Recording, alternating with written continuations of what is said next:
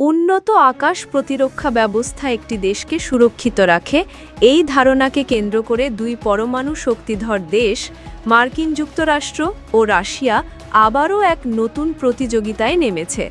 এবার লড়াইটা আকাশের দখল নিয়ে। দুই দেশই তাদের নতুন প্রজন্মের বোমারু বিমান প্রকাশ্যে এনে একে অপরকে ছাড়িয়ে যাওয়ার চেষ্টা করছে, যা বিশ্বজুড়ে সামরিক উত্তেজনার পারদ জড়িয়েছে। এই প্রতিযোগিতার কেন্দ্রে রয়েছে দুটি অত্যাধুনিক উড়োজাহাজ, মার্কিন যুক্তরাষ্ট্রের B-21 রাইডার এবং রাশিয়ার পাক-দা মেসেঞ্জার।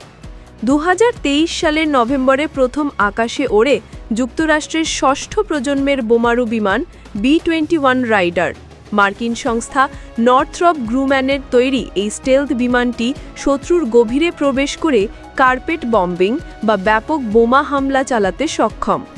এটির নকশা প্রায় লেজবিহীন এবং পাখাগুলো ত্রিভুজাকার, যা এটিকে রাডারের চোখ থেকে সহজে লুকিয়ে থাকতে সাহায্য করে।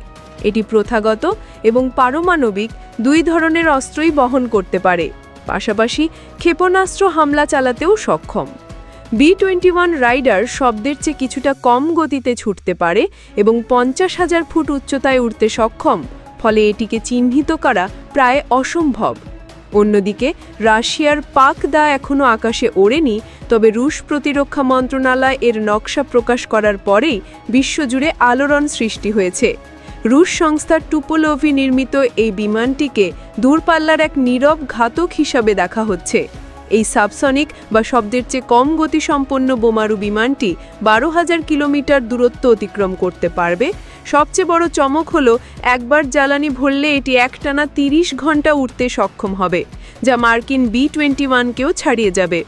রুশ মেসেঞ্জার পারমাণবিক এবং প্রথাগত মিলিয়ে মোট 30 টন বোমা বহন করতে পারবে। প্রতিবেদন অনুযায়ী এই দুটি বোমারু বিমানই ইলেকট্রনিক যুদ্ধে অত্যন্ত পারদর্শী। শত্রুপক্ষের রাডার জ্যাম করা বা আকাশ প্রতিরক্ষা ব্যবস্থা ধ্বংস করা এদের জন্য সময়ের ব্যাপার মাত্র। পেন্টাগন জানিয়েছে, B-21 রাইডার তাদের পুরনো B-2 স্পিরিট বোমারু বিমানের স্থলাভিষিক্ত হবে। একইভাবে ক্রেমলিনও তাদের অর্ধশতাব্দী পুরনো Tu-95 বোমারু বিমানগুলোকে পাক-দা দিয়ে প্রতিস্থাপনের পরিকল্পনা করেছে।